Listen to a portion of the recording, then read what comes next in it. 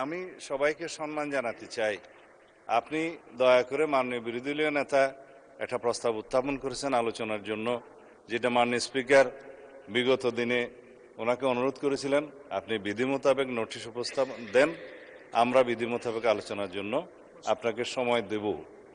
কিন্তু সেটা মাননীয় চিফ হুইপ যেটা বলেছেন যে আমাদের ট্রেডিশন অনুসারে যে প্রশ্নোত্তর পর্ব এবং ৭১ বিধির পরে এই জাতীয় মুলতবি প্রস্তাবগুলো নিয়ে নোটিশ উত্থাপিত হয়, সেই কথাটাই আপনি মাননীয় বিরোধী দলীয় নেতাকে বলেছেন। এখানে আমার মনে হয় না কোনো অধিকার ক্ষুণ্ণ হয়েছে।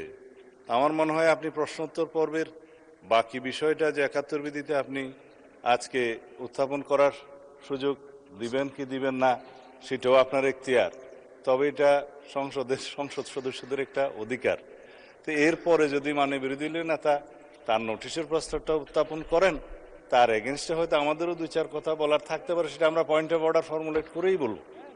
তো সুতরাং আপনি বিধি মোতাবেক এগিয়ে যান। আমিও আপনাকে অনুরোধ করবো আপনার মাধ্যমে যেভাবে আপনি অর্ডার অফ দি ডেটা পরিচালনা করতে চাচ্ছেন দয়া করে সেভাবে যান, আদার মেম্বার্সদের রাইটটাও প্রোটেক্টেড হয়। ধন্যবাদ মাননীয় স্পিকার।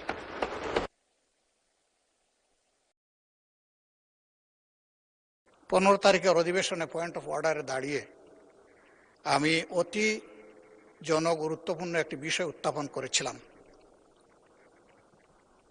মাননীয় স্পিকার আমাকে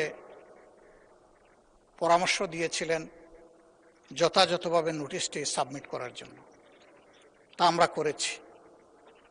আমি মহান সংসদে আপনার মাধ্যমে এই নোটিশটি উত্থাপন করলাম। নোটিশের বিষয় হচ্ছে জুলাই জাতীয় সনদ সংবিধান সংস্কার বাস্তবায়ন আদেশ 2025, যেটা আদেশ নম্বর 1 এর অনুচ্ছেদ 10 অনুযায়ী সংবিধান সংস্কার পরিষদের অধিবেশন আহ্বান প্রসঙ্গে। নোটিশে বিস্তারিত লেখা আছে। এই বিষয়টি আলোচনার জন্য উত্থাপিত হলো, আপনি আলোচনার জন্য মঞ্জুর করবেন।